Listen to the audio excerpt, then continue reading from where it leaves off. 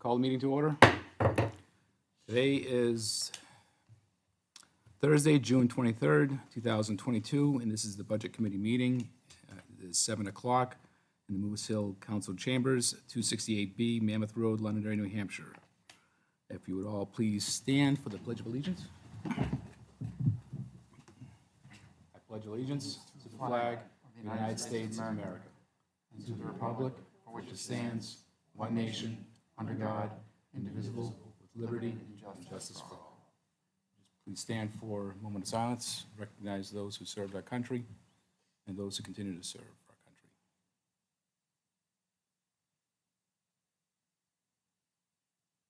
Thank you. All right, quickly go through the agenda items that we have here. So public comment, there's no one here from the public, so there's not going to be a public comment. We have the minutes, and then we're going to get into the committee business, which includes the budget briefing from the school. And Peter and Lisa are here to discuss the budget. I also had on there the master plan and feasibility study.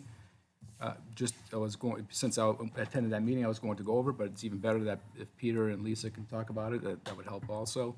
And then enrollment numbers. So I think all the topics that we have here all relate to the school board and some of the questions that we submitted to you, Peter and Lisa. We'll probably cover 80% of it. I think you will. Nice to have Yeah. specific numbers that we can kind of, questions that we can kind of tailor. Yeah. Then we'll get into the liaison reports and back to public comment. Probably skip that also, and then we'll talk about the meeting schedule going forward. So let's start off with the minutes. So the minutes have been sent out to the committee members. Any changes to the minutes? Changes? Do I have a motion to? So moved. Okay. Second. And second. All right. Thank you. All right, committee business, the budget briefing. I don't know, Peter, where you want to sit, or? We have to vote. Oh, sorry, I have to vote. I have to vote. Yeah, sorry. All in favor of the of approving the minutes as is? Aye. Aye. Any opposed, say no. Ayes have it. So Peter, how did you want, yeah, how did you want to start? Did you want to start, I sent you a number of questions. Did you want to start that with that, or just, do you think, I mean, do you want me to go over the questions so that, I mean, everyone here has seen the questions that we've submitted? Oh, so why don't you read the questions that Okay. you submitted to us? Okay, Because, well, I mean, like I said, we pretty much had, well, you kind of outlined what we're going to talk about anyway, so. okay, all right. Do you want me to just, Yeah, just read them. okay, all right. One at a time, and then we'll answer it, right? Okay, You want to do that? you guys want to do it that way? Go through each question? But Okay. before we start, who's the trustee of trust funds here? I am. Okay, so the answer we have for you is on the old trust Yes, is, We weren't around then. absolutely. we've given the task to our administrative assistant. Okay. So what she's gonna do for the next several months is try to go through annual reports and minutes and and try to find the purpose of each trust. McKinney family in 1980, 1965, $5,000 for football players or something, right? Whatever. So she's gonna spend countless hours, and I say that because if we can't find anything, then technically we do have to go to court, and our attorney will do it all for us. But you got to go to court, and you got to basically swear, not being funny, that you did your due diligence, that you looked up everywhere possible to find the purpose of the McKinney Fund or the Carroll Fund or whatever, and you can't find anything because of the date, the time, or whatever.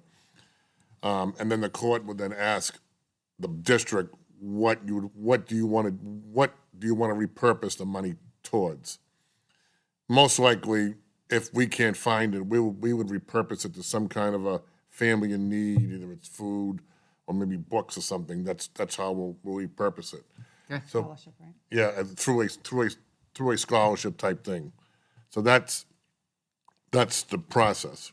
Okay, what Peter's talking about is that when we had our meeting of the trust fund, trustees of the trust fund yesterday, we have a list, or Justin, is that his name? Yep. Had a list of all the different trusts in the town. And obviously the largest one is for the running of the cemeteries. Yep. And then there were several small ones from the cemeteries. Small amounts, $5,000, $3,000. Some of them were a couple $100. And so we talked about trying to consolidate those into the cemetery fund because they were originally designated for flowers. But we do that as a town anyway. We put flowers on the graves periodically. And so we wanted to try and consolidate those if we can. And then there were several with the schools, a couple of which are recent and are still active and are being used for what they were intended for, and several that were older that, we're not doing anything with because we're not sure, the town isn't doing anything with them because we're not sure what we can do with them. They're so old, nobody knows what they're for. One of them was 1915 and 1940s. So if we can- Nobody knows what they are. They just say scholarship. And you can really use it for the purpose. So if you don't know the purpose, Yeah. you really can't do a whole lot with it. Well, So we we're don't want gonna to just let research that money sit there Yeah. for the next 50 years and Correct. gain interest and not be able to do anything with it. So if we can figure out what it's for, then we could go back to using those. And if we those can't, trusts correctly. we can just go to court and petition the Find other court positive to, uses. Yeah. do it that way. But we'll do our due diligence to do the homework to see if we can't find some paperwork. But like I said, one of them was 1915 or 18 or something. Yeah, so exactly. I'm not optimistic we're going to find anything on that. But some of them are, not 40s and 60s maybe. But we're going to try, and then that's all we can do. And if we can't find anything, we'll take all of the scholarship ones to the court and let them repurpose it. That's And we're not the talking about huge amounts here. No, We're no, no. talking about, couple thousand here. talking One I about think was cleanup. over 10,000, I Talk think. about, we clean up, and if you use the money for a good cause, use the money for a good No cause. sense in letting it sit there. Yep. awesome. Good. Thank you for looking into that. Thanks, Patrick.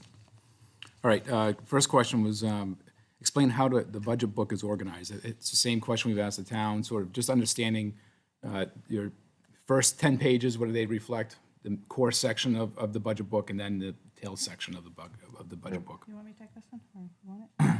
Oh, go ahead. Go ahead. All right, the budget book is organized, the beginning is introductions and summaries. Then I have a different tab for every department, so every department's budget is tabbed off. I think it's in here in different formats, so depending on what you'd like to see, it's in written format and paragraph form in the summaries. Yep. If you so choose to see it that way.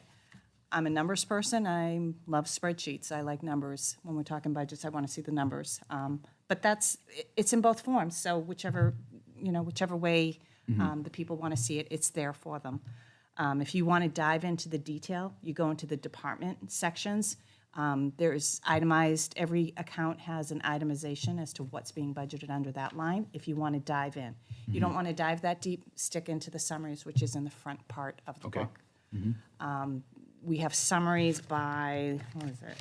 Everything, function, Yeah. object code. By object code, which is, I think your next question is, what did you say, what are your most important, Key pages, yep. the ones people should review? Yes. And I think we even say this at budget time all the time. These two summary sheets, it's the budget analysis by object, is I think a really good one. We take the current budget and then we show by object code which items went up. So you can see where we were and which items went up Okay, or down. And then the next one is the budget analysis by department. So you'll see each department, what the budget is, what it was last year, and the increase to that particular department. Okay. I think those, if somebody doesn't want to spend hours and hours in this book, those are probably two really great reports to look at. I think the other one that I think is the most important is what we call the tax rate sheet. okay, That report kind of lists out the revenues that we expect along with the total budget. You're not going to get any detail there. And then the outcoming tax rate based on those numbers. In the warrant article. And it compares it to last year and previous year's budgets. It's got the warrant articles listed out in there. That's a really important document, I think, to know. Okay. Not only is our budget 80-something million, but how will it impact the tax rate? Because we also have estimated revenues on there. So if I were going to pick out three, those would be the most important three. Good. Agree? Yeah, I mean, I think it's important to read the superintendent's report. Yep. Because there, hopefully, he or she outlines what the district is looking to change or what are the educational goals that we're looking to do.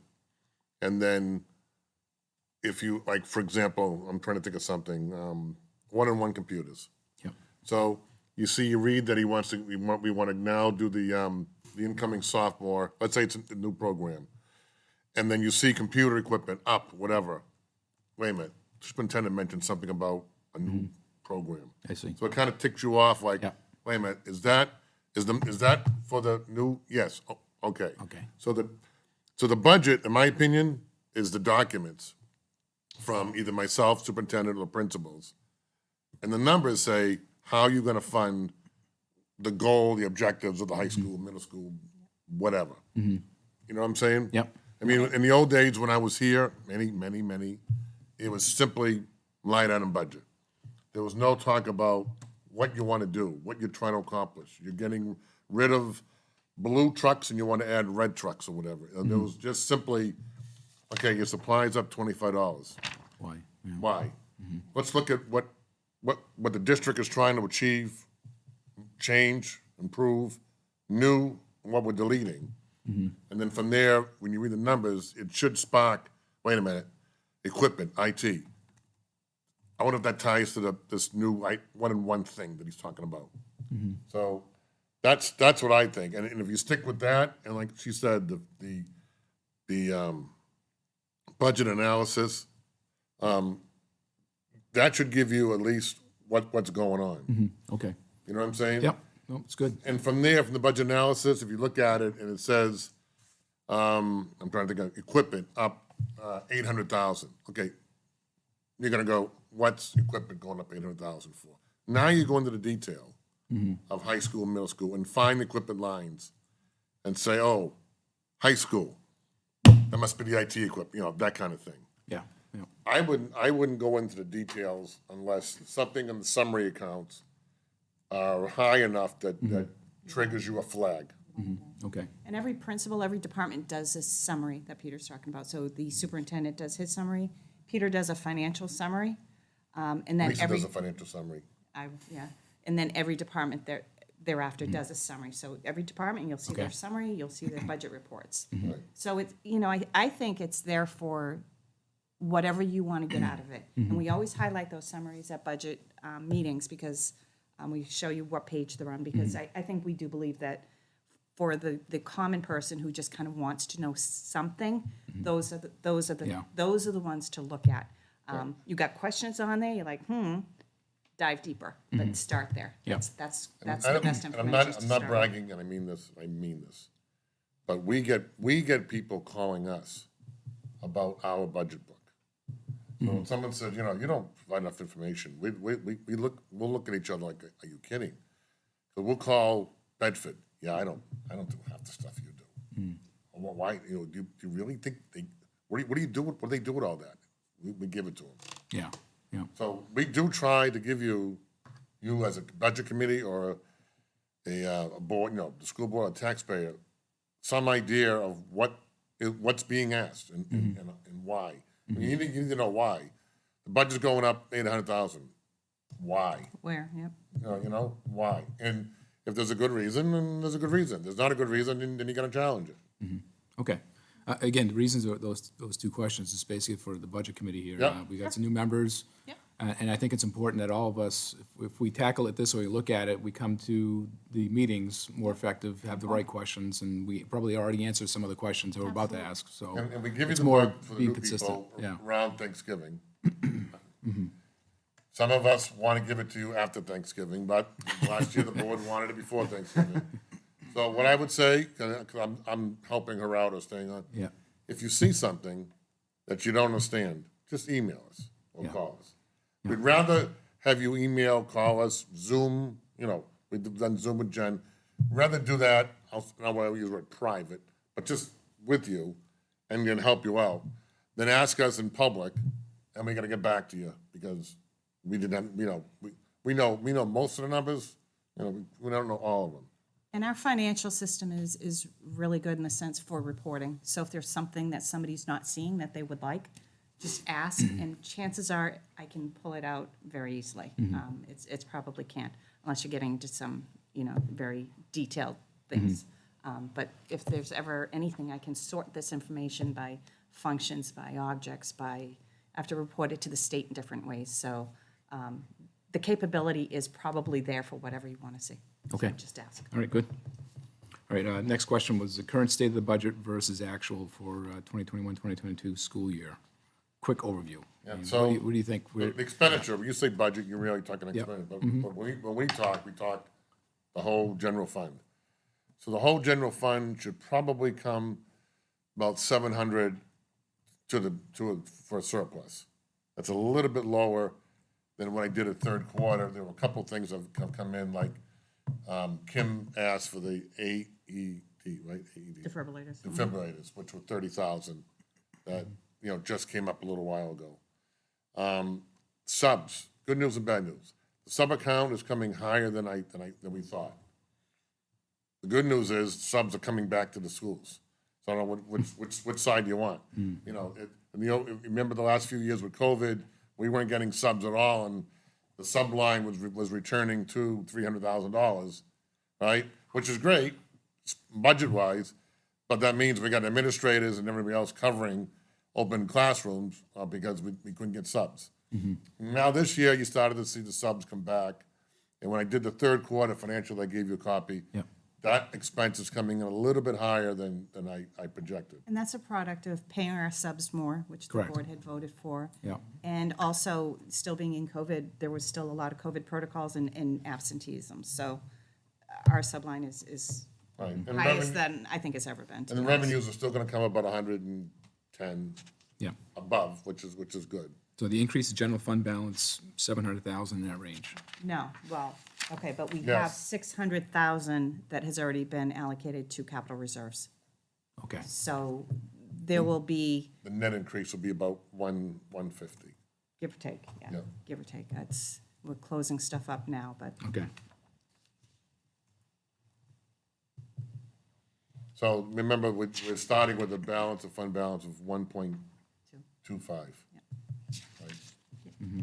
Okay. We might go back to that and ask questions, some other questions, okay.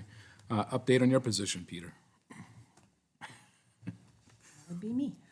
Congratulations. Yes, congratulations. Thank you. And that is effective 7-1. 7/1. And Peter's staying on to do some outside counsel, so we'll be, I'm sure, in touch. Telephone, I said, yeah, counseling. Yeah, consulting, whatever. Consulting, that's Consulting, the yep. word I was looking for. Yep. So, yeah, it's me, Peter's gonna be consulting via phone. He'll be up in North Conway, so he'll come in here and there when we need him. Yep. He'll be Okay. there for whatever. Mainly Be a helping, good resource. mainly overseeing food service, B&G, transportation. So take those, I use the phrase auxiliary services off her plate. Because they're not really, they have budget implications, but they're not finance, or they're not management, they're not accounting. And then we're working together, we're always, we work together anyways, but, when there's a finance impact, obviously she'll be right in there. But take that stuff off so she can focus more on the finance, the management. Budgeting obviously takes more time, and now for her, for me, my old days, the summer is medium. I'm planning opening of schools and whatever. She's closing one year and trying to open one year and get ready for the audit.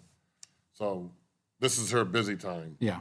right? So if I can take transportation, which rears its ugly head in the summer, off her plate, that's what I'm doing. I see, okay.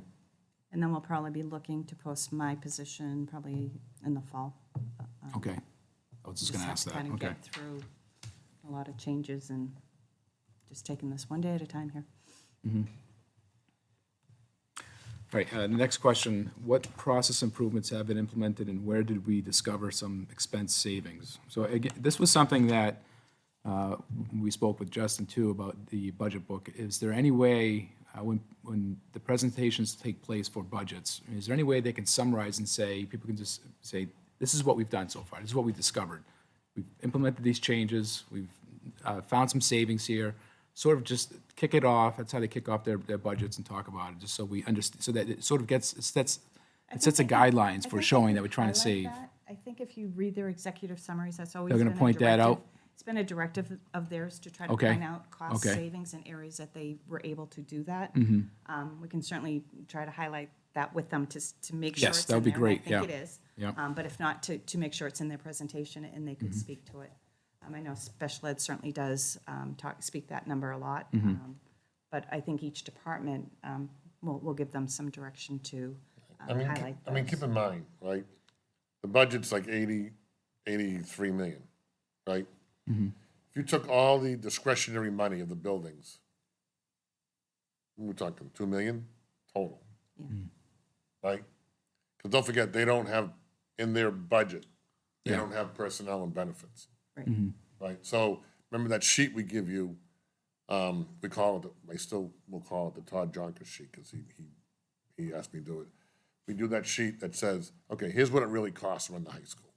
So we bring in the personnel, we bring in, the benefits that are tied to the personnel, we bring in indirect costs of the high school, and we say, okay, when you get the high school budget, right, let's say it's $500,000.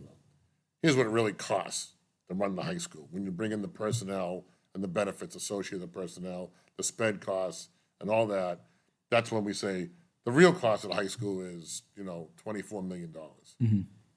So that sheet does help, and then you get a feel for what it really costs to run the high school, middle, Moose, north, south, Yeah. whatever. Because when they do their budgets, I mean, North School, a lot, right? we're talking $300,000. Save money on postage by going green and, Yeah, you know, yeah. try So we to save get a better price $50. on the copy paper, you know, Yeah. it's, You say that, but it creates the mindset, though. that what they're thinking. I know. I agree. Creates- No, I right? agree That's with the you. I'm thing. just saying, It We want, creates, I think if we highlight it more that, I Exactly. say that like that, but you're right. Yeah. It's being done, but Exactly. we don't necessarily always say it. maybe, So- maybe not, maybe it's not the money, it's the process. process. Or the idea that you implemented something to do something. exactly. Even if it saves $1. Could have ripple you effects, yeah. changed a procedure. And even if it's the people know that it is in the mind of these Yeah. department heads, and they are always looking for Correct. Yeah. cost savings, and it doesn't always maybe get told, spoken about. So, Yeah. Yeah, we can definitely. Is there, direct them to like I that. said on my question, is there anything you can think of that you've identified in terms of major process improvements that have changed? Well, I Past mean, year. we just implemented, the process of converting all the bulbs, if you want to call them bulbs, Yeah. lighting, whatever, to LED over the summer, That'll have some significant savings. right? That's one, and I mean, so some of the big costs, like, I think somebody mentioned, I can't remember who was, what are these 2 stipends for the energy managers? And that's what Chuck and Bob Lees do, is they make sure that the lights are out in the weekend and the heat's turned down and all Yeah. that simple stuff. They're also looking at reports to say, okay, why is the high school running at 500 therms a square foot? I'm making it up. Yeah, yeah, It should be like 200. Correct. What's going on? yeah. Oh, crap. Whatever, the whole insulation in the gym got blown out or something. Okay. Yeah. So from that report, you go and fix. Yeah. So that energy management program, And they attend conferences and they educate themselves on ways to Yeah. save energy, and that's what they implement. So, you get the LED. I know we're going to be looking forward, maybe at the next budget. I don't know where, we'll have to determine, but there's HVAC renovations that we need to spend some money on. But again, it's going to have some energy payback. But I think these guys are always looking at those places to look for to Yeah. save money. Okay. I think it came up today, our utility, we were getting some questions on utilities. There's been Of some course, yeah. talk about utilities going up and Yeah. by 40-something percent. We have a rate lock on our electricity rate and our gas rate, our Yeah. How natural long? gas. Do you know how long? Through 2026. Okay. So I think we're in a good position, we're positioned well for what might happen in the volatility of those things. That's the kind of thing that the energy guys, it's money well spent. And they spend a lot of time doing this. You might not think, oh, energy management, what, they turning off lights? Yeah. They're doing so much more than that, they Yeah. really are. I mean, I gotta say, it's hard to push the building principles to your question. What procedures can you make to save money? and I'm not saying they're out not to save money, but they're running around with student discipline, open classrooms, making sure the teachers are doing what they're doing, that by the end of the day, they're like, they're spent. So Yeah. we work with them, so it's from us to them that we work with them to maybe change a process. Yeah. But to ask Jason Parent, so what process have you done to change, save money at the high school? He's like, I've got Yeah. kids. No, I wouldn't expect that, but, no, I'm just letting you yeah, know. it would be more of find someone Yeah, who, that's their goal. That's what, this is their small group of individuals that this is what we do. Hey, we go around, talk to different groups. What can you do? What do you think can change? and that's really us. Yeah, it's when you start talking to people, you find out, hey, well, if we change this process, we could save some money. Okay, I'll put that on the list to look at it and then decide which one we want to We have a implement. wellness program that the HR department runs and runs well, and, you know, the whole theory of that is, you know, people take better care of their health, they get exams. Exactly. You catch illnesses earlier, and it saves you in the healthcare cost. Yep. So, you know, it's those kind of things that we Yeah. do. You know, maybe we just don't highlight what we do Yeah. well enough. I think that'd be good, yeah. Yeah. Okay, all right. Now we get into enrollments. What are we expecting for a trend Over the next in 5 years. enrollments over the next 5 years? I mean, that's, I would say a modest increase. Don't look for anything. I think after 5, I think you're gonna start seeing some increases. But it's gonna be steady or just, 25, 30 more kids. And just to highlight, you've been here a while, you've been here a while, it's been a while. You get 50 kids at Matthew Thornton and you spread them out over the 5 grades, there's no impact Yeah. virtually at all. yeah, Take those 50 kids and put them all in 3rd grade, that's a problem. yeah, And that's happened 1 or 2 times. I think at one point, a couple of years ago, right? South School, for some reason, ended up with like 100 kids more in 3rd grade. We had to hire like 3 3rd grade teachers, just because everybody who moved into South School was a 3rd grader. yeah, yeah, And for us, that was the year she wasn't sleeping in May because we were counting pennies on, getting to the budget. So enrollment, 50 kids or whatever, spread out over 6 buildings. yeah. Nothing, yeah. But enrollment did decrease recently from prior year. I don't remember if it went up or down. I think, Yeah, it I went don't know down. if I thought it stayed the same or went up a little bit. I can't remember. Do you have some type of, like a modeling tool that you use? You look at, if we've got this so many people moving into the town, we expect this percentage There of is a people. process for that, I'm not Yeah, involved there in is that like, process. The there superintendent is, does but it. it's really hard to. Still a guess. Oh, Still, yes. I agree, because I think we're in a number of And the guess is surprises. kindergarten. Yeah, Let's face it. yeah, it's gonna, Yes, kindergarten, once you get into kindergarten, exactly, you almost promote them, and there's some kids that are still in private kindergartens that will go to 1st grade. So you can take 1.1% of kindergarten and move them into the elementaries. And there is a process. I don't know, the superintendent does that, so I don't Okay, have yeah. the details on that, but there is a yeah, process. yeah. Yeah, I'll stop right It's not- here. It's not science. Okay, all right, let's stop right here. Do you guys have questions? And yeah, yeah. I was going to ask this when we talked briefly about the facilities study, and I know the town is currently without a town planner, but, and I don't know what process the superintendent uses, but this is what planners do. They project out population, town growth, so maybe there's some collaboration to be had there with the town planning Well, we department. do know, for believe they example, like a 4-bedroom, and again, I don't know the numbers, so I'm just kind of making it up. A 4-bedroom on average has 2.5 kids, and a 3-bedroom has 1.75 kids, and a 2-bedroom condo has 0.9 and whatever. So those are what we use. The problem is, we don't know that Steve just moved out with his wife, and Lisa McKinney bought his house with 4 kids.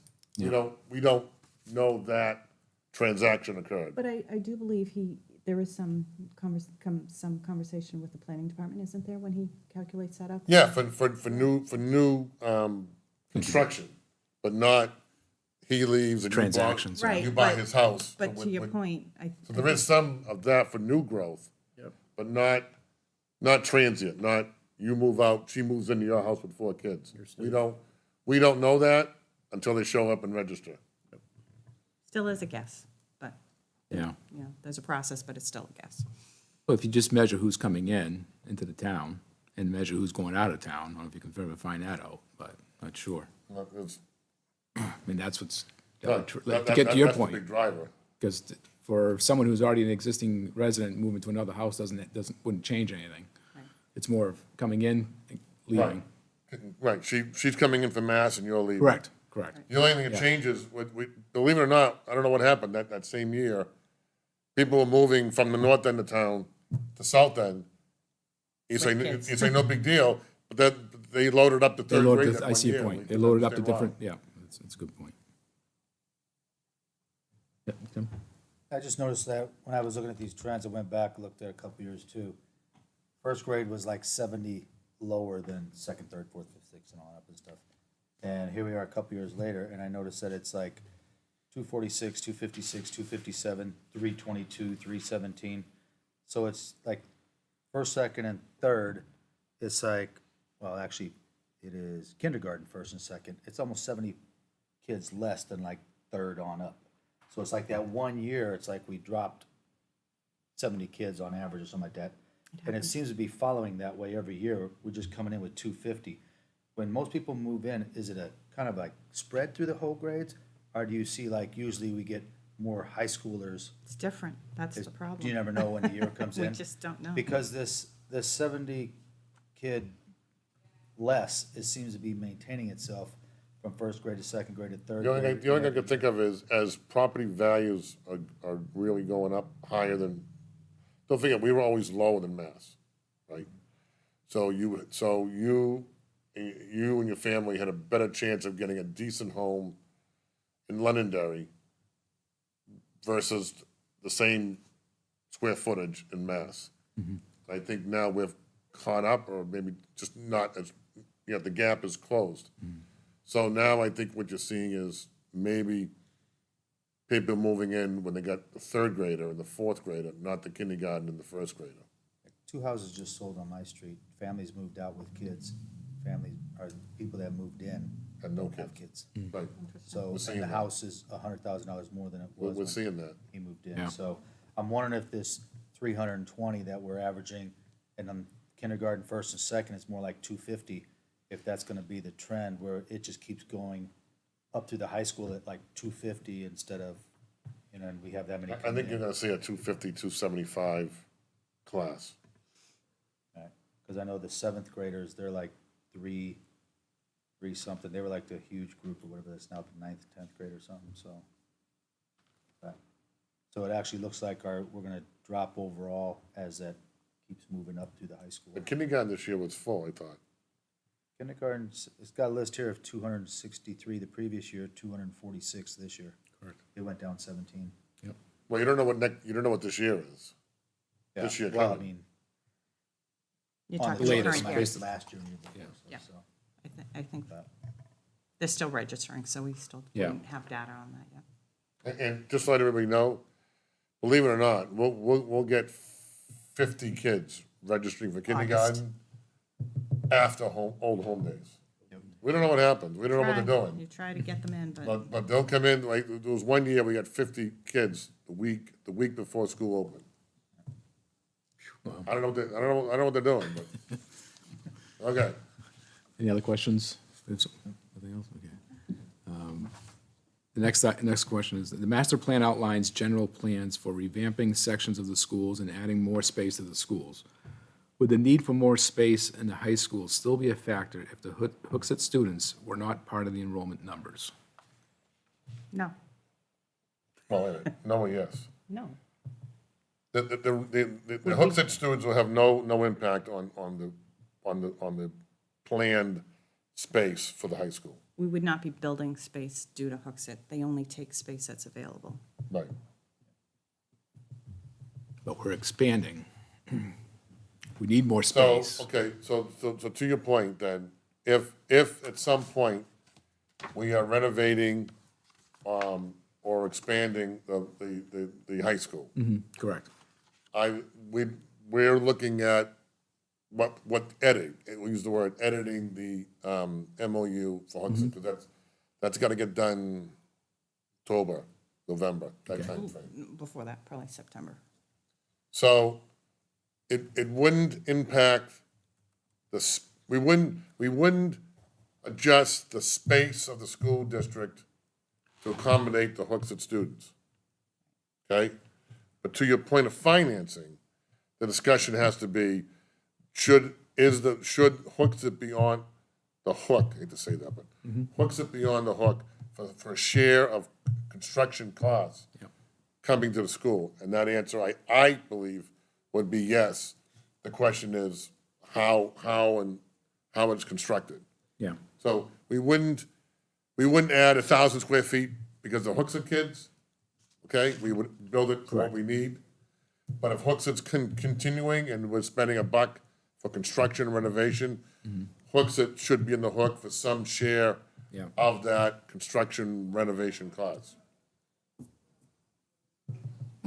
I'm sorry to interrupt. How much of these, I see that there's improvement plans for basically each of the schools, Yes, mainly related to age. Is that, but this conversation seems to be about expansion for space. Are we looking at doing this, and this is a lot of work here. Obviously, it has to be done over a long period of time, but are we looking at these changes, these projects, for refurbishing older buildings and bringing them up to where they should be? Yes. Or are we looking at expansion, or are we looking at both? all three. Both. Actually, there's all three. I'll tell you why in a minute. I'll get to you in a minute. Yeah. But what he's talking about Yeah. is, if we're gonna spend construction money for the high school, right now, the Hooksett kids pay for education. Should the Hooksett kids, or district, be on the hook for a share of construction costs if they're gonna be entering a refurbished building, correct? Yes. And the answer, I would think, is yes, and there's would be through formulas that Yeah. that It we would be could through use for that. tuition.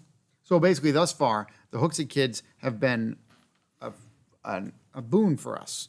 We make money on them, correct? Yes. Okay. And we want to see that continue, but we want to take into account some of that expansion. Well, no, again, we're not gonna expand the footprint of the building for them, but if they're gonna move in, if you could do it like this, right? So next August, they're walking into a brand new high school. There should be some construction costs above and beyond the tuition fee that they should share in the construction of their kids now getting taught in a refurbished school. Is there a way to roll that into the tuition fee on a Yes. regular basis to help Yep. plan ahead for those projects? Yep, I think it would be rolled into the tuition rate. yep, I think If once They would it, ever agree to. I think what it is, you have to wait for the bond to be passed. And then that can be rolled in. Okay. Yep. Kind of what Patrick brought up is kind of what I was thinking too. We talk about space for students, then we talk about refurbing, like, there's a big portion of the high school that's made out of 2x4s and wood. Perfect fire hazard, especially as dry as it is and old as it is. So it's not even up to code anymore if it's gotta be steel things and fire resistant stuff. So do we see the priority as maybe that refurbishing the building and fixing the old stuff as more of a priority than making space for kids? Because for the kids, we just need to, if we're gonna tear out the old wood stuff, we can redesign the building such that maybe it gives them some space they need without, especially when we see like kindergarten, first and second grade being on average 70 students less a class. If that's gonna come up through there, how do we justify needing space in the long term? We might need it in the short term, because when I look here, the numbers kind of go up a little as Right. middle school comes up. Okay, so Drops a we'll get into the facility management now. Is that all right? Just one, I guess one more, I had one more question, I think. And it's not on there, it's just directed to you, Peter. Oh, there's an ad hoc question. It's an ad hoc. Since you're retiring, I'm wondering, what advice do you have for the budget committee? My advice to the budget committee is to look at the goals that the district wants to achieve, wants to do, and then challenge those goals. Okay. And then from the goals, you can determine whether it's worth the money or not. And a perfect example is, right, full-day kindergarten. Okay? Let the superintendent or the school board should lay out to you, or everybody, but to you, what they believe is the value in the student education, what, from kindergarten to 12. What improvement, how's that gonna improve me when I graduate, you know, from whatever? I know there's research, because my kid does research. I know there's research that says that you can almost tell the value, not the value, I hate the word value, what a kid, the intelligence of a kid at third grade. Third grade. The third grade test is a great predictor of what he or she is gonna look like come graduation and beyond. I don't know why, but there's tons of research that show that. So if that's true, and you can double the amount of kindergarten time, does that not help the third grade tests, which then say, I'm graduating here instead of here? And what is the cost of that?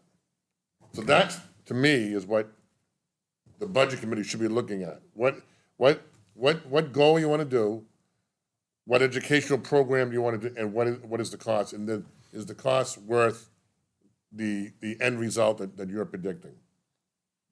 Yep.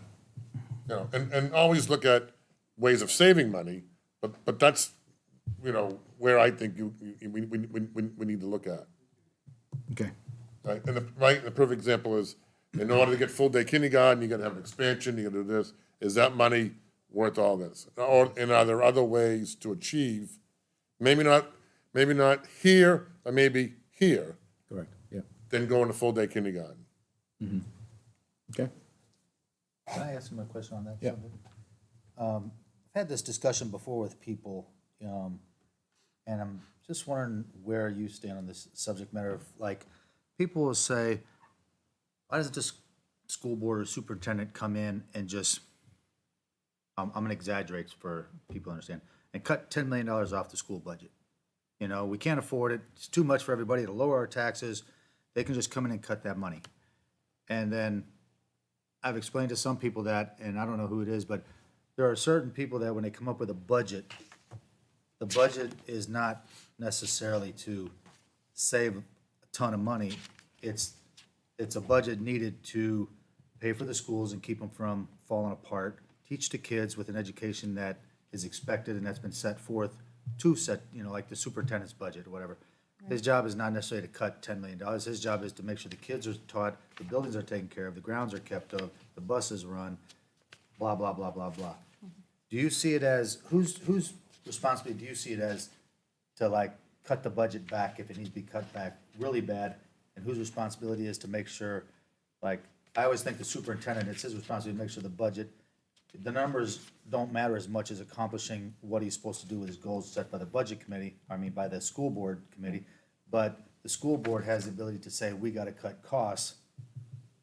But then, When we build a budget, if I'm wrong, she can yell at me. We build a budget based on what we believe is the expectations of the parents of the community. You want a robust school district with options for kids to choose. Rule one, there is enough money in this world to give every kid, you know, the best education possible. There's not enough money in the world. We all know that.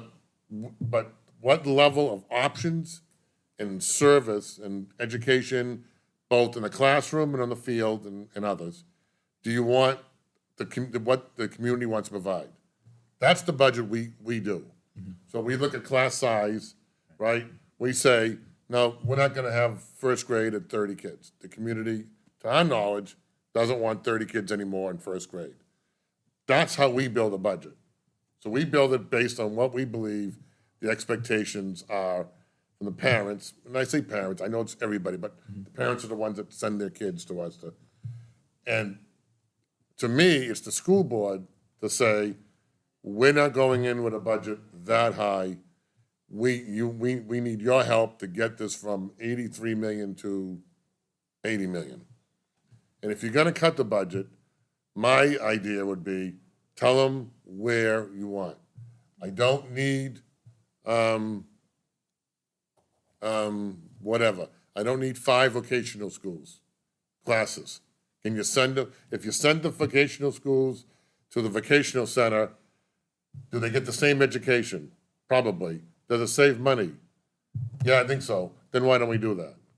Instead of just saying, cut 5 million. Because I'll tell you, I'll be honest with you, cut 5 million, we can do that. 1 hour. Nobody's going to like it. 1 hour, I can cut 10 million. No one's gonna like it. Because, You're now at class max size, you're probably cutting co-curricular, Yep. athletics, all the things the community expects. And when you're talking those kind of cuts, it's the only place you can go, where 80% people. I mean, So perfect it's example, programs. right? Was it what? No, 2 years ago. Me, okay? Those who know me know I'm Mr. Athletics, right? I played hockey. My kids played sports. Her kids played sports. She was shocked when I said, let's get rid of the M teams. Remember? Oh, yeah, I remember that. Yep. And what happened? They got put back in. We went to Howard. Howard, can we get, yes. You know what? Yes. Almost, please. Yeah. Because I'm killing myself finding coaches. Cut the M teams. Nope. They went back in. Yeah, I remember that. The M teams, just so you know, this is why I'm here, because the history is when the 6th grade went to the middle school, there was a big, like, the 6th graders are going to get crushed. So, in order to give them a chance of athletics, right, you have the L team, so the varsity. So, L team's varsity, the M team's a junior varsity for the middle school. So, even though, so the 6th grader who is okay, right, still likes soccer, but isn't going to make, if you didn't have it, isn't going to play the L team, they have to just go to rec. So we wanted them to play on a school team, so we created the M teams, and they play like the smaller schools in the area.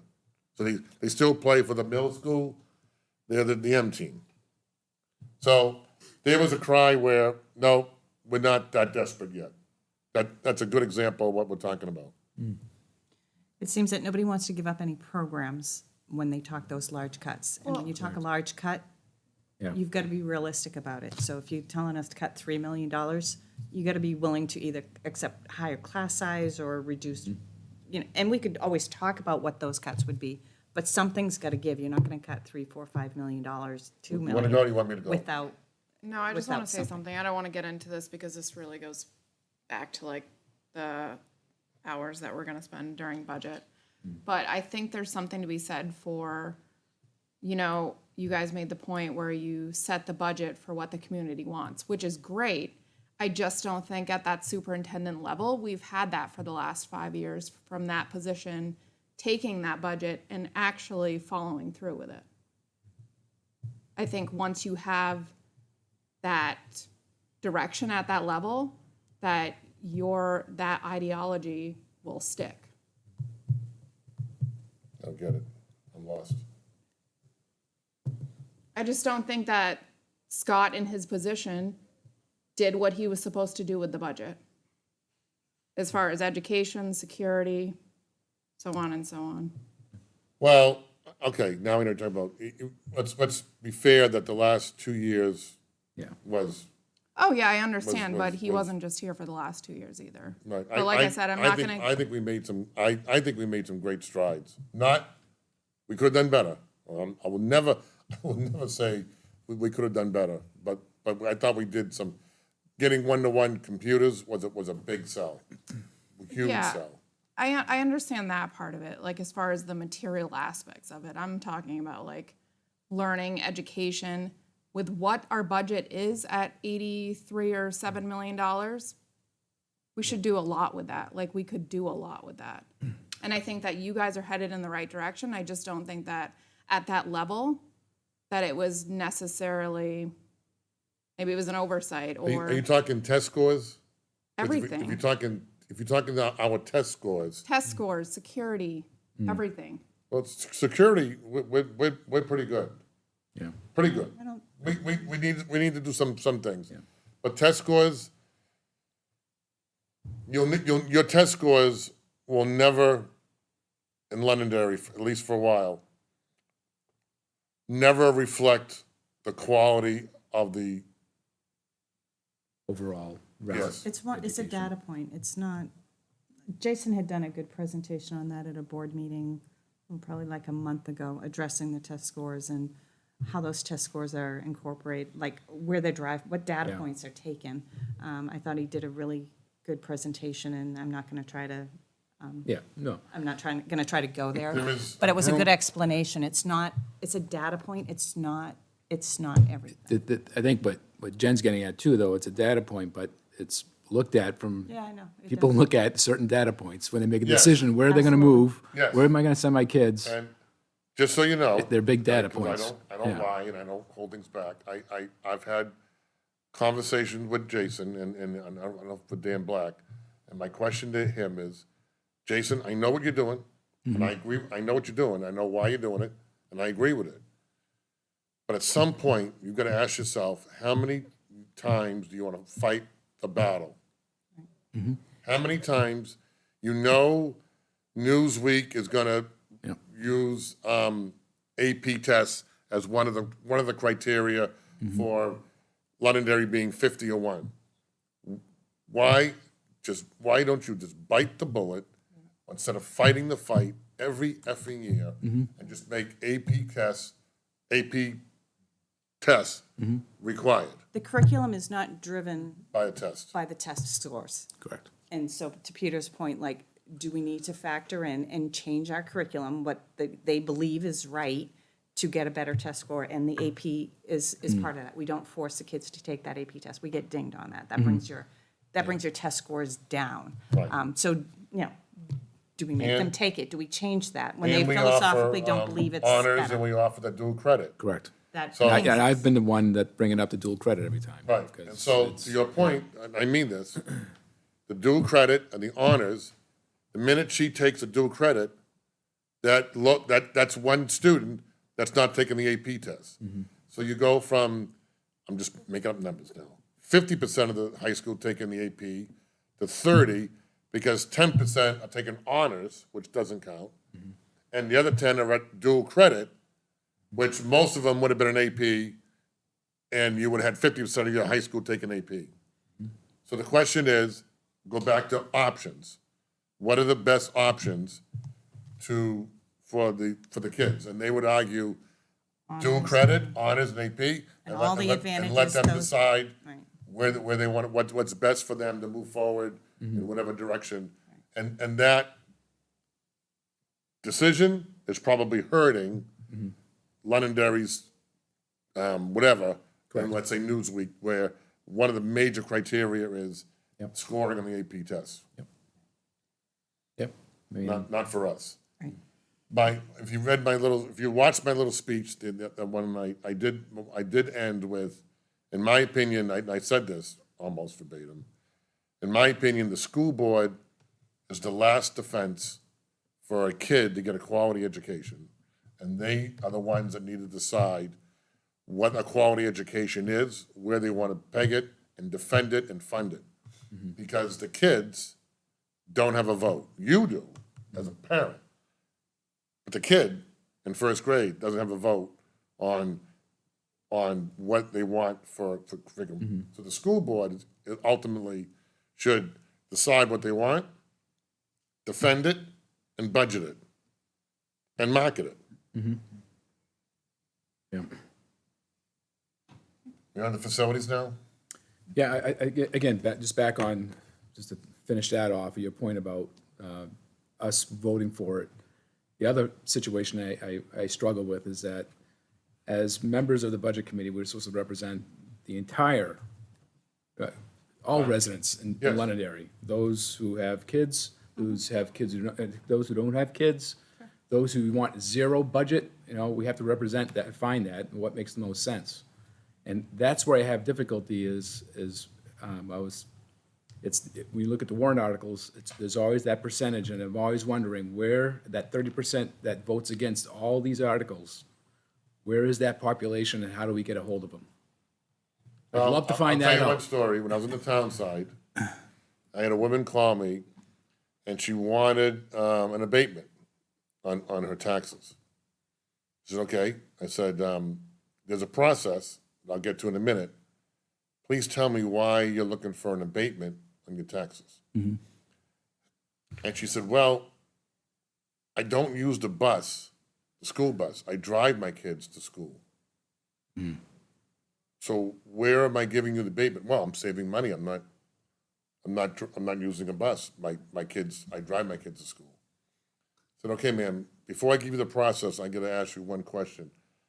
If I give you an abatement because you drive your kids to school, what do I do with the people who don't have any kids in school? What do I say to them? That's right. Yeah, And the bus still Unfortunately- goes by her house regardless of whether she takes it or Yeah, not, well, so, I was in the town, so I didn't know that at the time. yeah. We still have the same bus and the same driver and the right. same gas cost. that's right. Kind of like the buildings. The buildings still gotta pay heat, gotta pay gas, Exactly. gotta pay oil. And one thing up to Empty your or point, not. one thing that most of you get, because you've been here, but most people don't understand, is there is not a one-to-one correlation between the student enrollment and the expense. Yes, we know, I we know that the average cost of a high school kid is $16,000, we know that. Yes, yeah. That's just the average cost of a kid. That doesn't mean if she pulls her two kids out of high school, it costs $32,000 less to run the high school. That's right. And that's something you can all help with, is that one-to-one correlation doesn't exist. It does not, I mean, it's the same with fire and police. We take out 20 houses at, the north end of town to put a field, I'm just making it up. Fire department budget didn't go down. Yeah. Yeah. It's the same kind of concept. Now, we call it the step, right? At some point, you can get rid of Exactly, a, yeah. you can get rid of a teacher or two, or you can add based on, this. But, when people want to say, well, you lost 5 kids, Yeah. that don't do anything to my budget. Does the school know how many, last question on this topic, does the school know how many students are required to drop? Let's say we lose 50 or 100 students. That's why I brought up the whole hooks of Right. students. Where is that step, that decision now? Everything changes now. Now we have so many fewer The students. elementary's easy, right? I mean, let's face it. All the kids stay in the one class. Yeah, So you take the elementaries by grade, we line them up, and we just let you know, we always do the 1 minus 1 plus to see what happens if we take a teacher out of 3rd grade at Matthew Thornton, or north, or happens to south, class size? east, west, Yeah. whatever. So that's easy, right? There's 84 kids in Matthew Thornton 3rd grade, there's 5 teachers, I'm just making it up, it comes to 22 kids, What happens if we go to 4? right? And is that an acceptable easy. size? Right. That's what we do. It's the high school, when you've got like 400 classes throughout the day, and they're scattered everywhere. Very different. yeah, The only way you can do, and don't forget, the biggest problem is, you can say, let's get rid of an AP English class, because there's 4 kids, 4 kids, 4 kids, and 5 kids. Let's get rid of one of those. Okay, but Steve Bro teaches 2 regular English classes, 1 AP class, and another intermediate. So I get rid of that AP class, what am I doing? Yeah, I'm not- I see your point. Or I can't get rid of that class because Steve teaches that AP English. He's also teaching some obscure, high-level English class. If I get rid of him, I got to get rid of that class, and I can't find anybody for it. yeah, okay. So I got to keep him because that class is popular, and I might as well have him teach that class. So high school is the one Yeah. Very that is complicated. very, very complicated to So it's more, figure out. it's more looking at the classroom structure and setup, instead of just saying, if we lose 100 students, what's the difference? It's Yeah. more by classroom, okay, all right, I'm good. I think- All right, so the next topic was the master planning and feasibility study, and Peter, you handed out, you provided us with copies. Again, I'm not asking you to go through this No, I'll back do it in quick. detail. The gentleman asked, so Yeah. we're prepared to do it quickly. Yeah, and if you look, I just want to let the group know, I know they've seen it, but halfway through, it sort of gives some numbers of of what they're looking at in terms of, for repairs. Yeah, I think every school, it Every summarizes the sc- yeah. school, what the plans are, and a, you know, a guesstimate. So this What is that number would be. this is a conception. There has been nothing planned. We're not going up for bonding or anything. Based on the current enrollment and the age of the buildings, the age of HVAC, the age of the power, the age of the pumps, the age of the whatever, the age of the roof, age of the building, and don't forget, they were all built like in 19, or whatever, 50, 60, 70, whatever. Education was delivered like this, it's now delivered like this. So what you see is what needs to be done in each building to optimize the way education and instruction is delivered today and address all the aging components of each of the buildings. The roof, the HVAC, all that. So for example, South School, okay, if you go to South School, the recommendation from the committee, this is not the architects, this is the, committee working, is to demolish South School, Yep. just demolish it. Those who've been around a while know we had portables, that rotted out. We know we had mold, that we had to like have an emergency construction because South School was built on the cheap. Period. I can prove it to you 100%. The best part about South School is the roof was a Scandinavian experiment to take advantage of the sun. Right? If you go look at it, they call it a sawtooth roof. When they designed it, the school was going to be like this, right? This the north south side, and the roof was built to absorb the sun and and help it heat. When they got to the construction point, the footprint had to be moved like this, and that's how they built it. The sun didn't move; it's still over here. Okay, that tells you in a nutshell, South School. Yeah. And it gets back to like your car. I put $5,000 into the 10-year-old car, or do I just bite the bullet and just buy a new car? And the committee said, let's blow up South and start over. Okay, so that's one of the big ones. The high school is the other big one. Now, forget for a second that there is a acoustically sound, multi-purpose, large room in there. Don't say the word. Don't say the word. It's a large, acoustically sound, multi-purpose room. And for those who don't know, the gym was never finished. The gym, if you look at the gym, on the left side is parking. That was supposed to be part of the gym. It was supposed to be the gym, the basketball court. It was also supposed to be a large, multi-purpose one, and the weight room and everything else was supposed to be. Have you ever been to Winnicunnet's gym? Anybody? Winnicunnet, that's our gym. Winnicunnet asked us if we could use the plans. We said yes, from Frank Marinades. They built our gym. It was supposed to have an indoor track suspended, 30 feet up. I'm just making it up. Okay? We won't get the track, but we'll get the extra room. So forget that for a second. Phase one, go down and walk down phase one. Phase one has a plywood foundation. The floor is plywood, The 100s. the 100s. Someday, maybe not tomorrow, not next week, someday, somebody's gonna run down that floor, that plywood is gonna snap, and that foot's gonna go down about 2 feet, and that kid's gonna rip the leg right off the hip. Because we run there, we run indoor track in that area. If you do anything else in the town of Londonderry, phase one or the 100s, whatever word you want to use, needs to get torn down and built correctly with a concrete foundation. We're just begging for a problem. And so part of that too is, you remember a couple of years ago, Tony D was the chairman of the auditorium committee. See, I said it finally.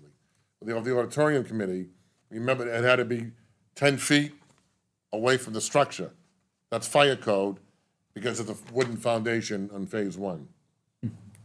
That the high school footprint has reached its maximum level because of that Yeah. wooden plywood foundation.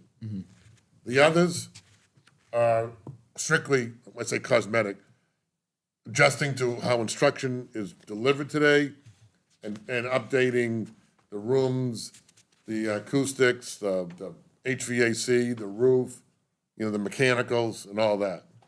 So you see, like, the elementaries are not really that bad,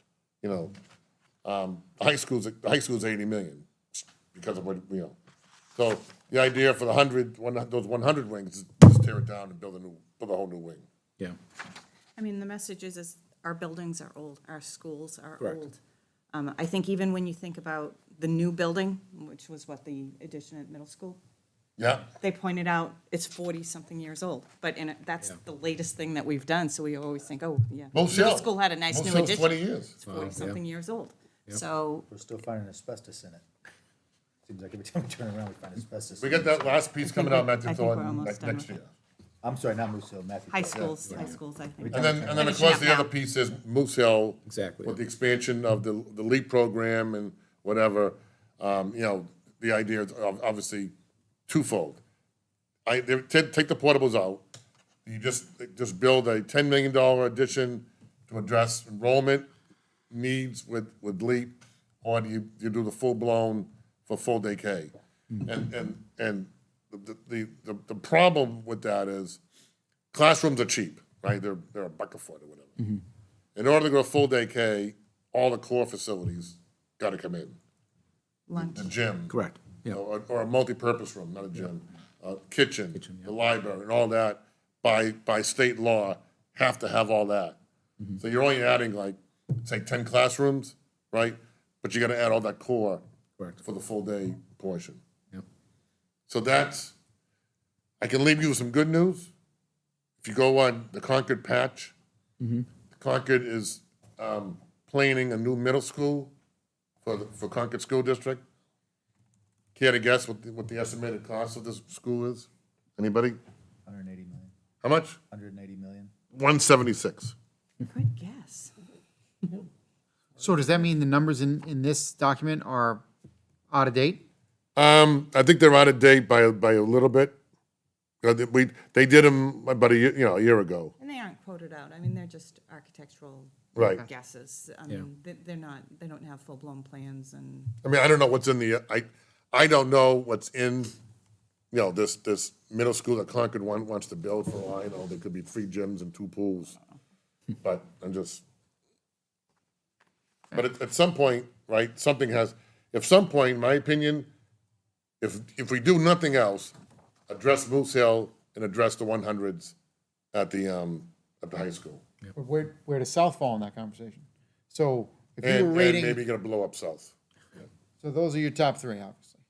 Any of those come ahead of the others? No, those are the top 3.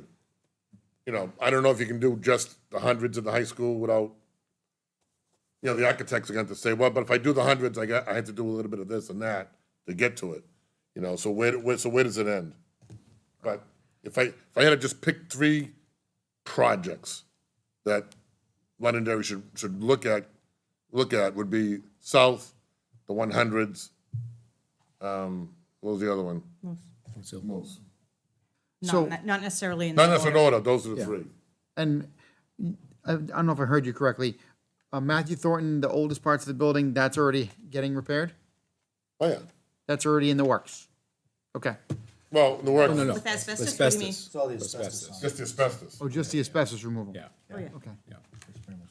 I mean, we do, if you look at, one of the articles is like a $700,000 maintenance trust fund, whatever. And that funds all your HVACs, your mechanicals, your roof, and your paving. So that fund, every year we're doing something on HVAC or mechanicals or roofing or, but not to the extent where gonna modernize, right, your Right. entire school district. Okay. I mean, Salem, Salem bit the bullet and did a bond article for, I thought it was 260 million. And went one by one. So remember,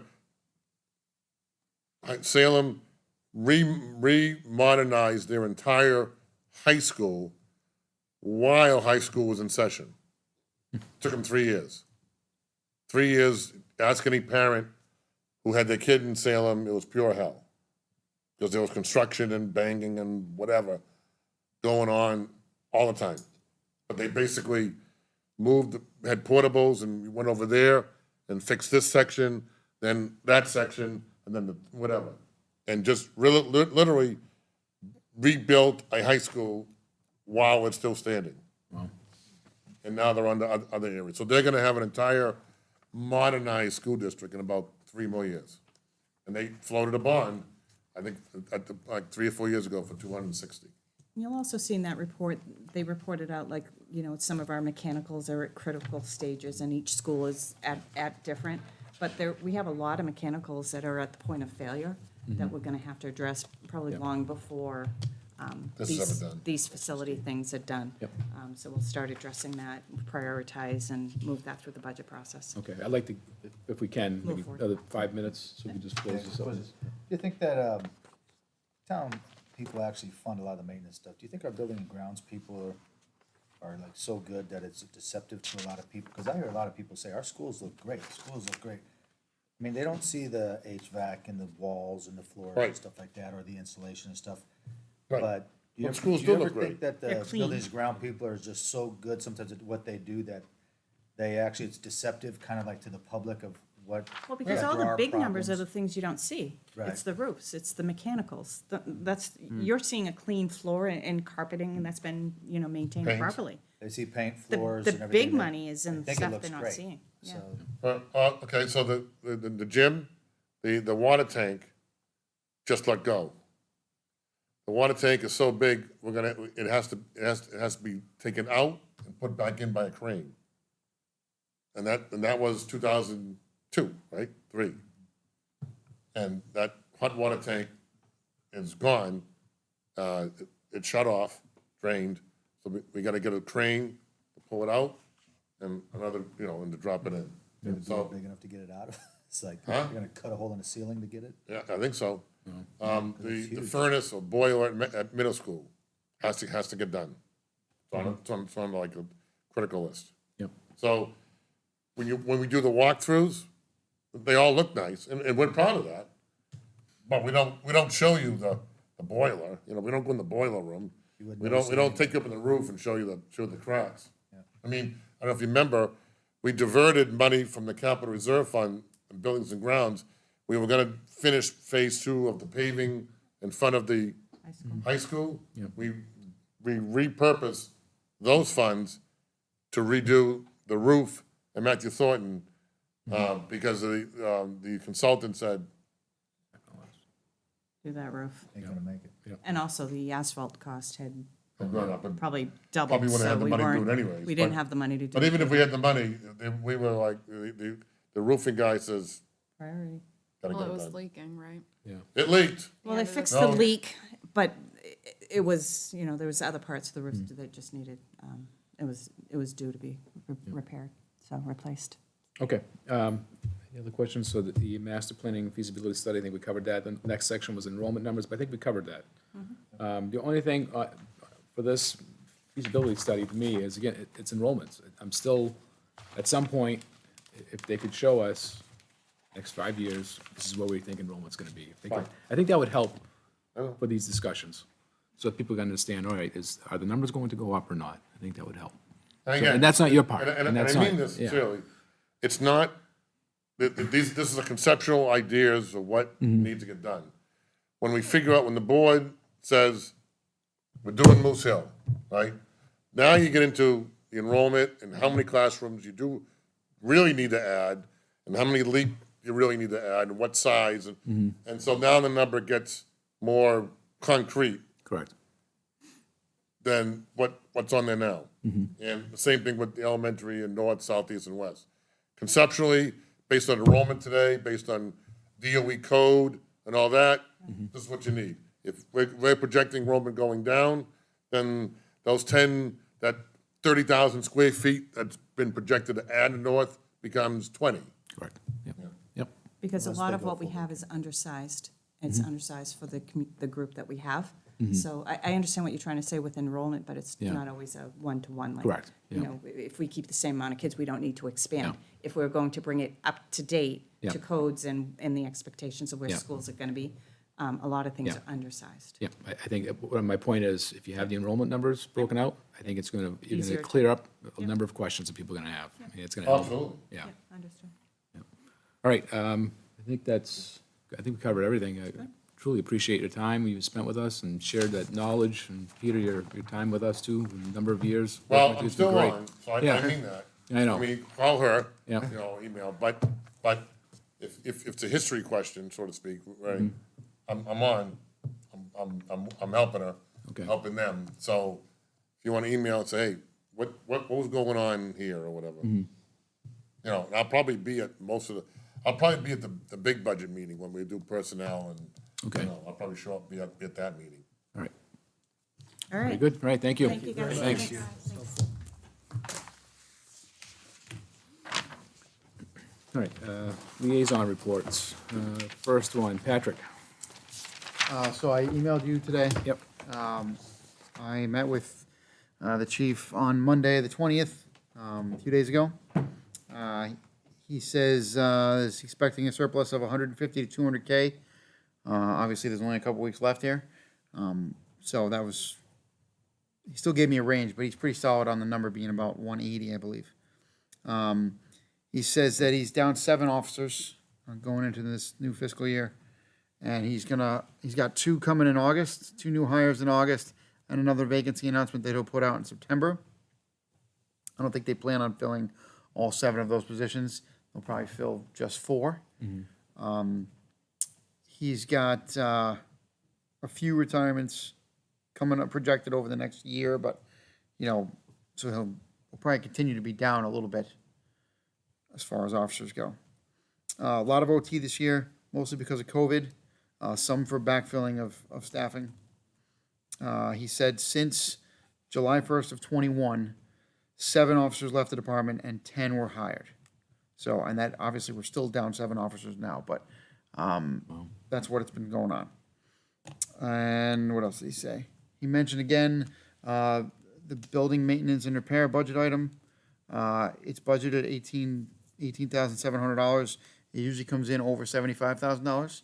So that's an area of the next budget that we're going to do that he wants to see improved.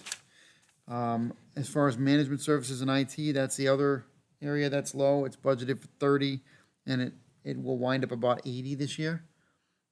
So those are his 2 big areas that are kind of on the radar for us that are going to come in as higher numbers. Okay, That being said, he's still 180K under. correct. Yeah.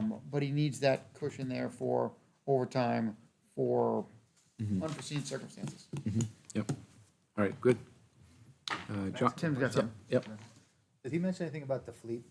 'Cause I remember there was one time when we were having trouble with some of the vehicles, with the recall and everything like that, so did he say anything where they are with They that? started- We talked I thought about they that started last- working on it That already. was last month. Yeah. They just got a new lease. Yeah. So they do a 3-year lease, and there was a higher cost in this year's budget in order to get the rate that they needed on the new lease. So there was an upfront cost of, I forget what it was, $60,000 or something like that. And they have, actually, I have it here, hold on. Stand by.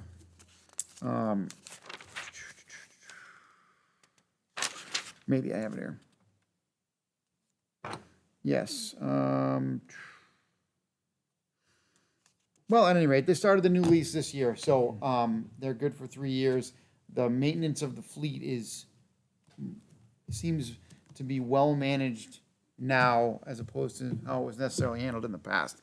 Now that it's a 3-year lease, all of the fleet gets replaced every 3 years. So yeah, the 3rd year, there's a little bit more maintenance costs because some of those vehicles are a little older. They do a good job trying to rotate the vehicles so that not all the miles are getting put on the same vehicles from day one of that lease. But that system seems to be working well now. Did he say they average about 100,000 miles by that third year?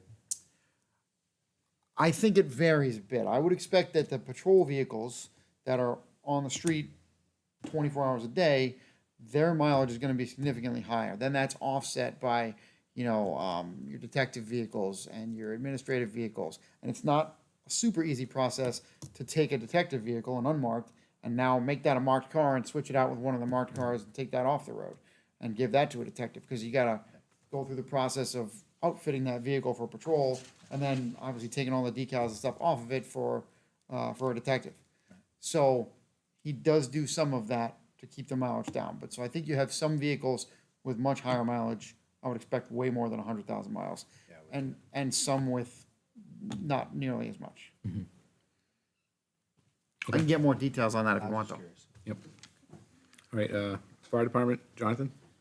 Yes, I also sent my report to you, Steve. Yep. Please note, though, that I said I talked to Chief O'Brien on June 19th, which was Sunday. That's not true. It was Monday, the 20th. So, thank you, Patrick.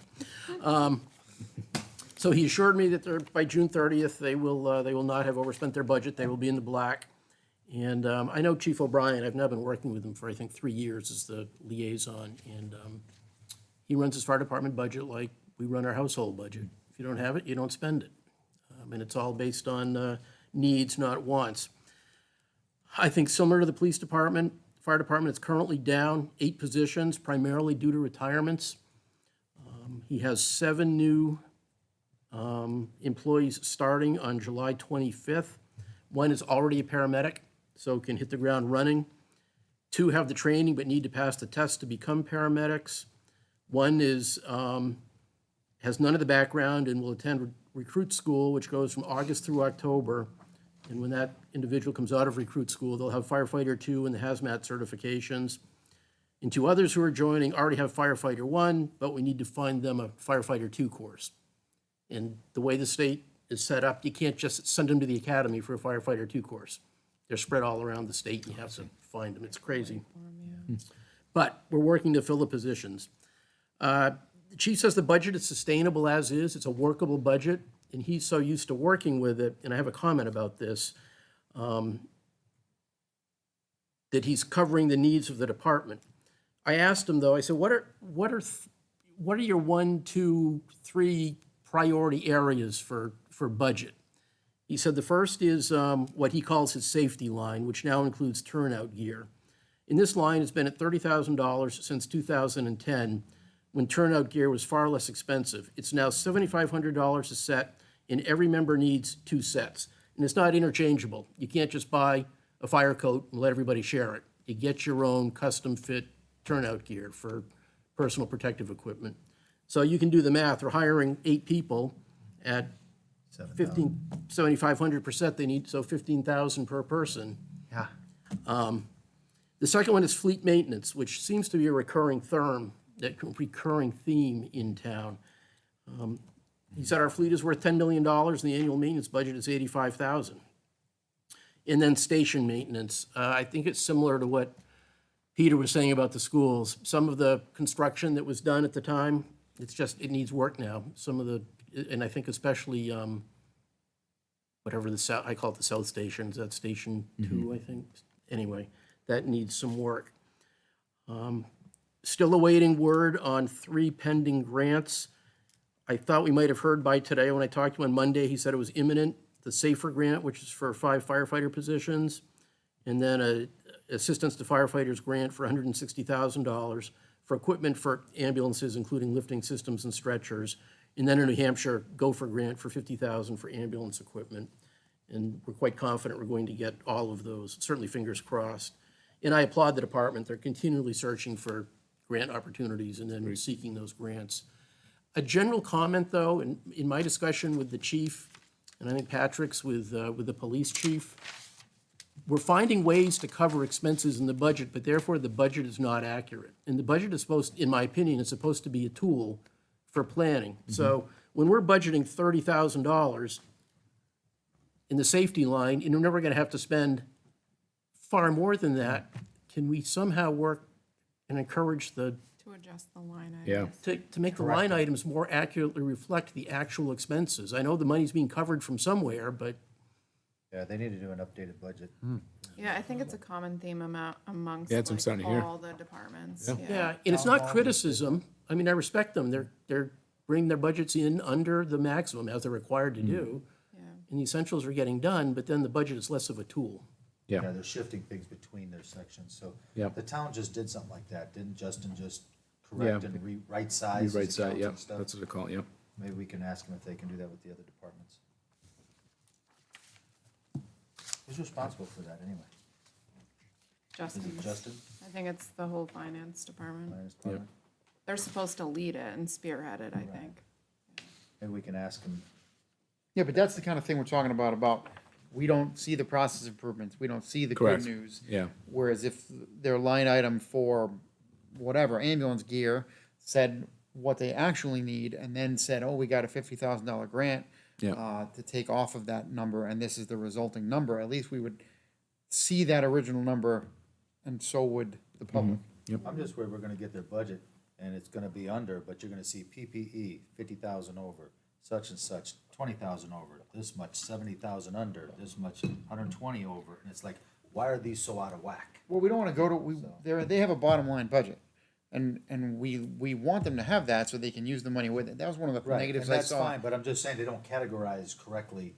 In other words, this category is like stated right now, like you said, at $30,000.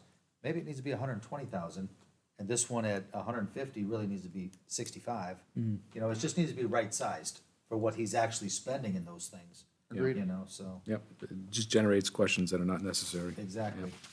All right, good, thank you, Jonathan. And Jen, DPW? Yeah, so I sent Dave an email earlier this week.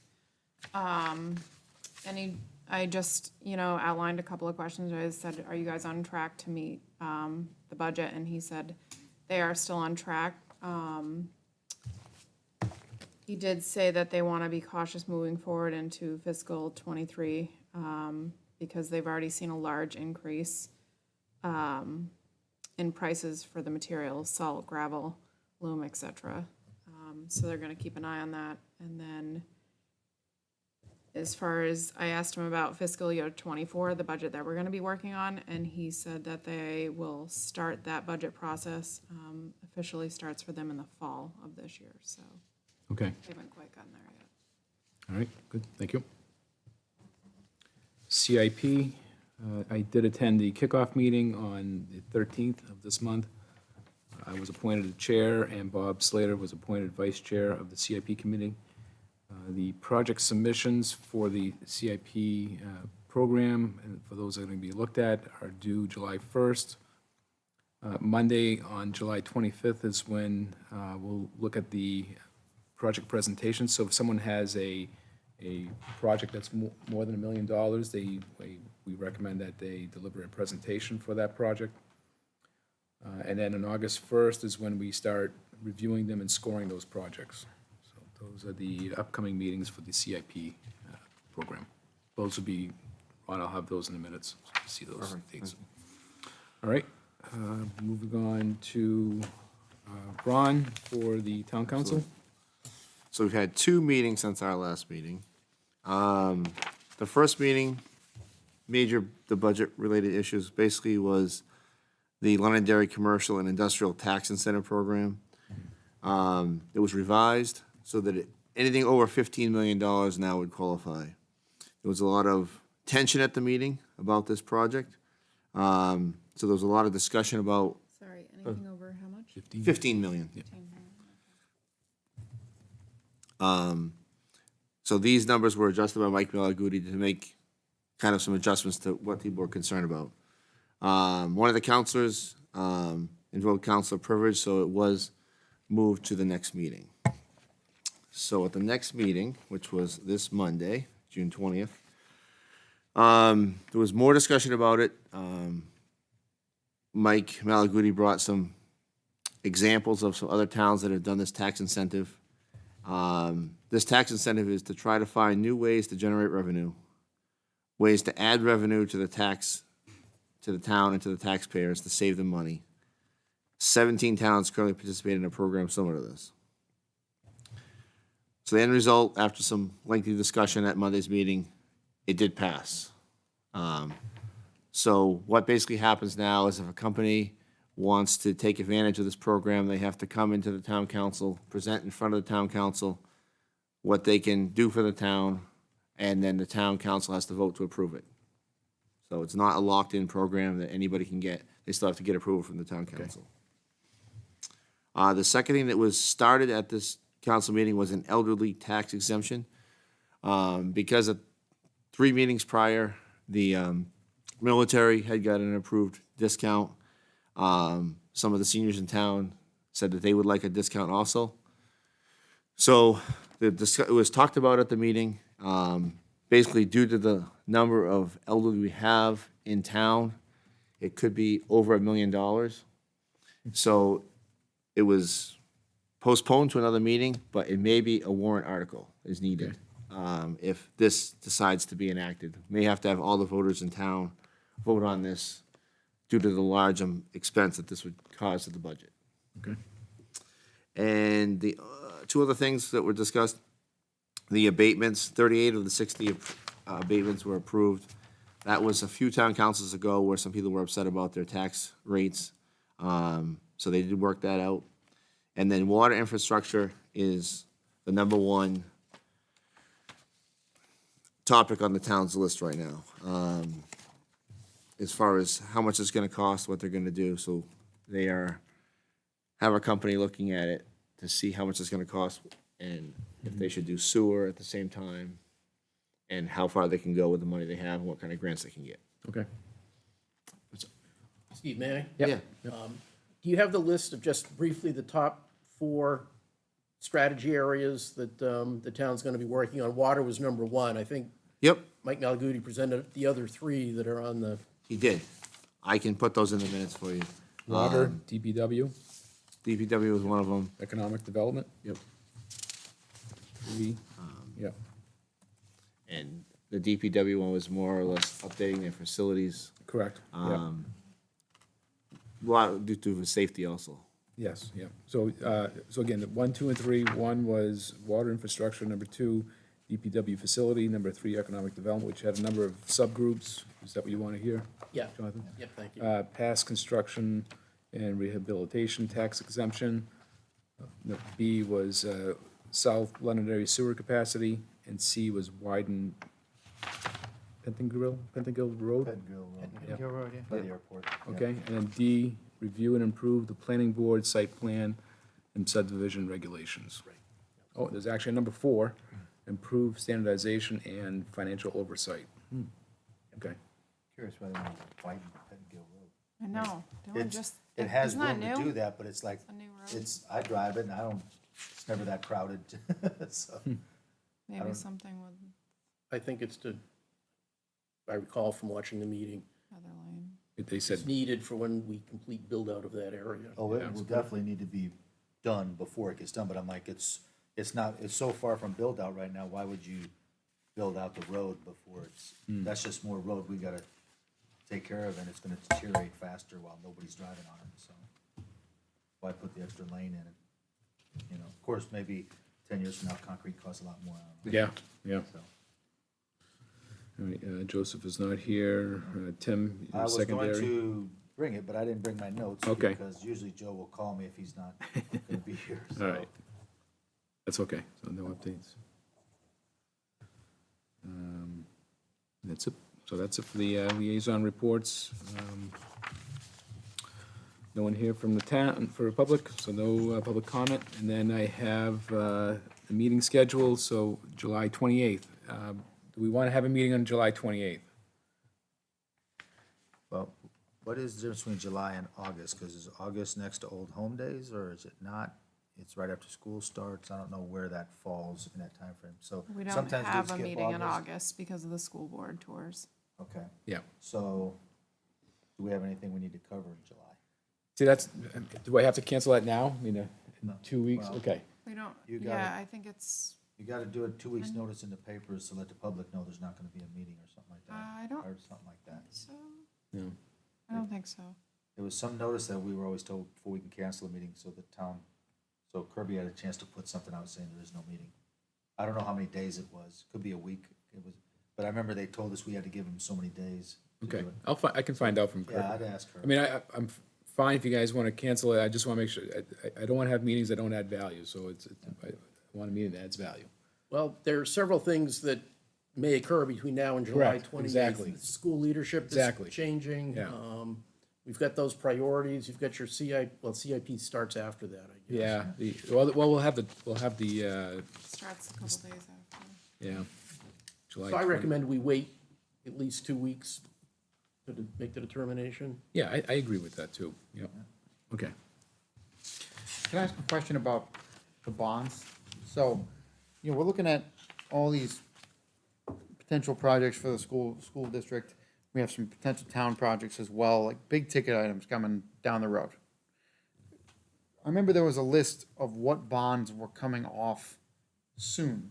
That there was going to be several items that would save the town money because bonds were coming off. Roughly 3 of them. Do we know what those are? Can you refresh my memory? One is the high school.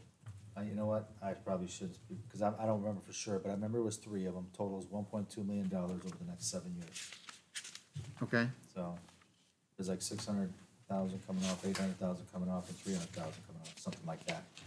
So when he talks about, when Peter talks about what Salem did, where they took a bond for $280 million and did all that work that needed to be done. I know that wasn't necessarily the best implementation of it, but when you look at the numbers in this master plan, you're talking $300 million worth of work, if my rough calculations were correct, plus whatever we need to do for the town. What kind of bond would that be if we took a $300 million bond to do what the schools needed to be done? I'm not suggesting that at all. I'm just curious how that compares to what's coming off. Let me just comment on the school facility, this whole master plan that was put out there. Just because they have numbers out there, Don't mean anything. yeah, these numbers, it doesn't mean that they're gonna do all the work right now. It could be done in phases. It was just presented. Okay. It could just be in phases. They might wanna focus on the internal first. Let's get the internal structure, make sure everything's good and solid, that we have the education part of it locked down and solid before we start expanding and making changes. Yeah, I'm just It might- seeing- It might start with that first. So that's why I don't want to spend too much time on it, on what the numbers are. But I think what Peter outlined, he outlined 3 areas. I think that's going to be the focus right now, those 3 schools. And do these the bonds areas. coming off free up that kind of budget money or no? No. Not, Not even not to that close. capacity. Not to mention, they don't even talk in the admin building. If there's a problem with that, then we have to get out of that lease. When Right. they sell the building, we have to get out of it. We got a bigger problem, Yeah. so. All right, we have gone through the agenda. For a motion to adjourn. Motion to adjourn? Okay, motion adjourned. Second. Okay, Ron, second. All in favor? Aye. Any opposed? No. All right, meeting adjourned. Thank you.